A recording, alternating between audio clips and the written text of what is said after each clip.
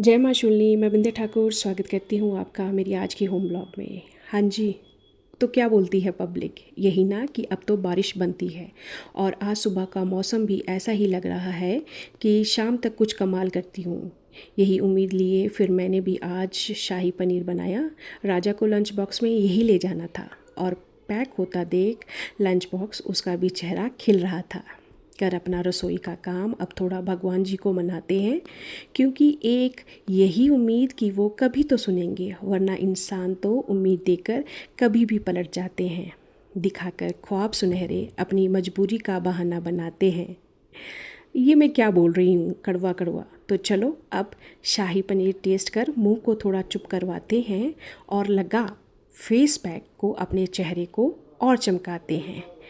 Face pack लगाकर साथ में कामों को भी निपटाते हैं और कपड़ों को फोल्ड कर उनको भी लाइन में लगाते हैं।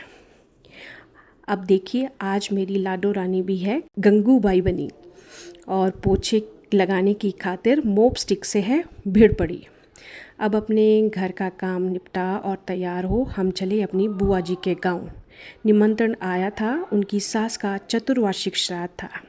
ठाकुर साहब के साथ हम भी फिर बाईपास से होते हुए गाँव की तरफ बढ़े। अच्छा, ये गांव के रोड देखिए ना, कितने हसीन वादियों से घिरे हैं। रास्ते में पड़ने वाले ये गांव अब गांव कहाँ रहे।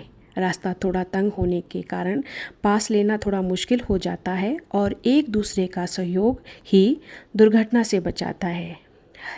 हर एक गांव की सूरत सीरत अब बदल चुकी है, क्योंकि डेवलपमेंट के नाम पर हर गांव को सड़क जोड़ रही है। अब पहुंच चुके हम भी गांव में और ये कैंथरी गांव का नज़ारा है, जिसे निहारती बहुत दिनों के बाद मैं आज चली।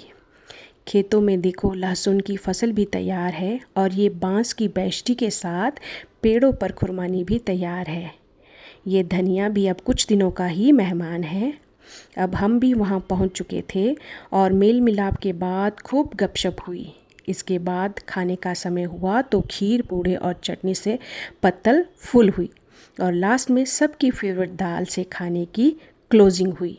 अच्छा, हर गांव की एक ख़ास बात बताऊं, वो ये कि लोगों के एफर्ट से बनने वाले ये सामुदायिक भवन जो बारिश पानी धूप में हर गांव के फंक्शन को निपटाते हैं और हर गांव की शान कहलाते हैं।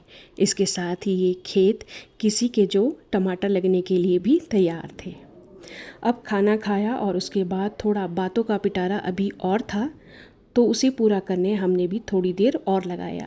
और ये गांव के बीच सबसे ऊपर देवता जी का मंदिर है और हरे भरे खेतों के बीच गांव का ये नज़ारा बहुत ही सुंदर है। अब समय हो चुका था घर चलने का, तो बुई जी से ले विदा और घर वालों के लिए ले पुड़े हम भी वापस घर चले।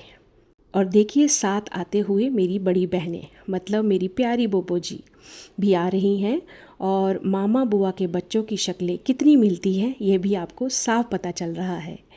बातें करते हंसते हंसते जल्दी ही रास्ता भी बीत गया और पहुंच शमलेच हमने भी ऑरेंज कुल्फ़ी का आनंद लिया। अब घर पहुंच चुकी हूँ। मौसम थोड़ा सुहावना है और जुत्ती से कसे पैरों को अब थोड़ा सा रिलैक्स करवाना है। इसके बाद कोई 1 घंटे की ये प्रोग्रेस है और मौसम अपने फुल ऑन एटीट्यूड के साथ बरसने को तैयार है। बादल गरजे, बिजली रानी भी चमकी, थोड़ी थोड़ी बूंदाबांदी भी शुरू हुई। बरस चाहे भगवान खूब, क्योंकि काफ़ी दिनों से गर्मी है सबके सर चढ़ी। पर ये क्या, मैं तो अभी बारिश का मज़ा ले ही रही थी कि जैसे बारिश को था कहीं जाना। बोली देखती हूँ फिर बरसूंगी, अभी हूँ जल्दी में, क्योंकि कहीं और जाकर है किसी और को भी डराना। ये सुनकर मैं उसको ना अब रोक सकी, पर आपसे ये कह रही हूँ कि अब आए हैं ब्लॉग को देखने तो थोड़ा सा सहयोग करें और दूर से यूँ तक कर मुझे ना इग्नोर करें। तो इसलिए ब्लॉग को लाइक शेयर और कमेंट करें। और तो इसी उम्मीद के साथ अब मुझे दीजिए इजाज़त। कल नए ब्लॉग के साथ फिर आऊँगी, तब तक स्वस्थ व्यस्त और मस्त रहें।